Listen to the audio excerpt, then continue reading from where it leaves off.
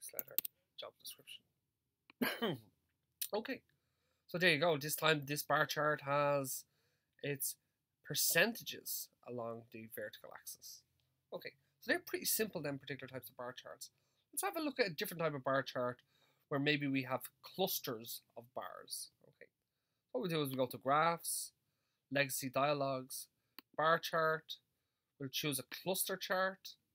We'll go define. I've already set this up here. You can see that the categories that I want to explore are based off gender, and within the gender categories, I want to have a look at the employment categories. Okay. Once again, it's just based off number of cases. So let's hit OK on this. And what we can actually see here is, as I said, is that the category axis along here is based off gender.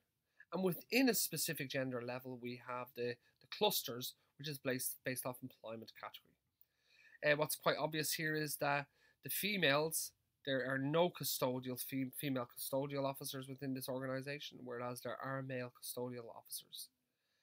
We could do this again. Instead of having a raw count along here, how many observations there is or how many employees there are within the organization at each particular level, we could change the chart to give us percentages.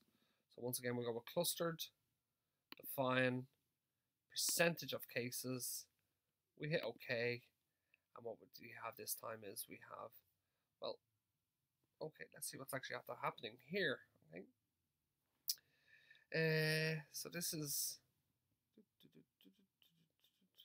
okay. So what this is after actually doing here across here is, once again, the category axis is gender. We have males, we have females. Now the percentages here are based off the actual clusters. Okay, so clerical is blue. So with respect to clerical officers, we can see that approximately 60% of them are female, whereas approximately 40% of them, or just a little bit more than 40% of them, are male. There are no female custodial officers, but you can see there's 100% male custodial officers. There's just approximately 10% managers that are female, whereas there's about 90% managers that are male. Okay. Let's run the graph again. This clustered graph, this clustered bar chart. But let's this time run it where we change the clusters around. We change the category and we change the clusters. So instead of our category being gender, instead of our clusters being based off employment category, let's make the category employment category and the cluster just be based off gender. And once again, we'll look at percentages of cases. So we'll hit OK on that, and this time our category axis is employment category, and the clusters are based off gender. Okay. So once again, you can see that the blue axis here representing females. There's with respect to clerical officers here. Okay, you can see the blue axis is females. Over here, the blue axis is males. So what this seems to be suggesting here is that well, the blue axis is females. There's approximately 90% female clerical officers, whereas the rest of the females seems to be in around managers. Okay, there seems to be approximately 60% male clerical officers, where the other 40% is made up of managers, that represents about 40%, and custodials, that represent about 10%.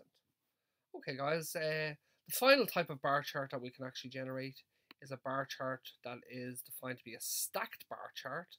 So let's have a look at that. We'll go to Legacy Dialogues bar. This time we'll choose stacked bar chart. We'll go define. I've already set this up. The category axis is based off gender, and the stacks this time are based off employment category. Okay, number of cases, we can change that to be percentage of cases. Let's use percentage of cases. Let's hit OK on that. What we get is we get our output that looks something like this. Okay. It's probably a little bit not as intuitive here when you look at the percentages of cases like this, because the blue bar along with the blue bar here would actually sum to 100%, yeah, because when we're talking about clerical officers, yeah, we have male and female clerical officers. The green bar here is 100% of the custodials, which is in the males. The brown bar is the managers. There's approximately 90% male managers and approximately 10% female managers. Probably the number of observations would probably be more intuitive here. So legacy dialogues, bar, remain with a stacked bar chart. Instead of going for percentages, let's go for number of cases. Let's hit OK. This time we get something that looks like this, where this bar along here, sorry, this vertical axis represents how many employees there is. Yeah, okay. So you can see that there's not too many employees that are female managers, okay? Whereas there are significantly more employees that are male managers. Okay. Once again, you can see that there's no custodials present here with females, but there is custodials present here with males, and so on and so forth. Let's do the graph again, but this time let's change around the category axis, and let's change around the clustered variable, okay, or the stacked variable. So instead of males, females, let's change it around that the employment category is our category axis and gender is our stacks. Okay, let's hit OK on this, and this time we get our output like this. You can see that the category axis here is based off the employment category, clerical, custodial, and managers. And the stacks are based off whether you're male or female. Okay? So once again, we can actually see that approximately 160 clerical officers are male, with the remaining of the 160, the remaining clerical officers being female. Okay?